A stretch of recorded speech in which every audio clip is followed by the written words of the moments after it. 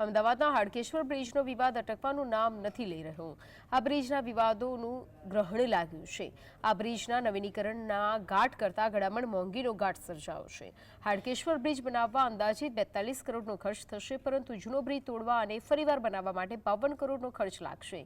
નવીનીકરણના 3 વર્ષમાં જ બ્રિજને તોડી પાડવામાં આવશે। કોંગ્રેસે એક પોસ્ટ કરીને ગુજરાત મોડેલ પર કટાક્ષ કરતા ઇન્ફ્રાગ્રાફિક શેર કરતા કહ્યું કે જેમાં નિર્માણનો ખર્ચ 42 કરોડ રૂપિયા અને તેને તોડીને ફરી બનાવવા માટે 52 કરોડ રૂપિયા જણાવાયો હતો। જો કે આમાં હકીકત જુદી છે। ગૃહ રાજ્યમંત્રી હર્ષ સંઘવીએ ફરીથી ફેક્ટ ચેક કર્યું। તેમણે જણાવ્યું કે 52 કરોડ રૂપિયા નિર્માણ અને તોડવાનો કુલ ખર્ચ છે, માત્ર તોડવાનો નહીં।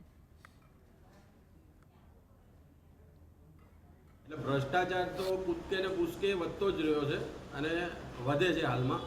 અને આ બ્રિજની આપણે હાડકેશ્વર બ્રિજની વાત કરીએ તો અનેક ભ્રષ્ટાચાર એ બ્રિજમાં દેખાઈ આવે છે।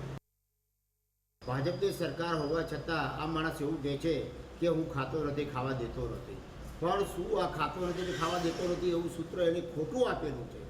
હવે અત્યારે જુઓ તમે હાડકેશ્વરનો બ્રિજ એ કોઈ આ લોકોએ નથી બનાવ્યો, પણ પ્રજાના પૈસાથી આ બધું બનતું હોય છે અને પ્રજાના પૈસાથી આ કામ થતા હોય છે। જ્યારે પ્રજાના પૈસાથી આ કામ થતા હોય અને ત્યારે એની અંદર આ લોકો જે કમિશન પેલા લઈને છૂટી જતા હોય તો કમિશન કંઈક માપમાં લો, ઓવર ના થાવ। હવે 50% તમે કમિશન ખાઈ જતા હોય તો પેલો કોન્ટ્રાક્ટર બ્રિજ બનાવતો કઈ રીતે બનાવે?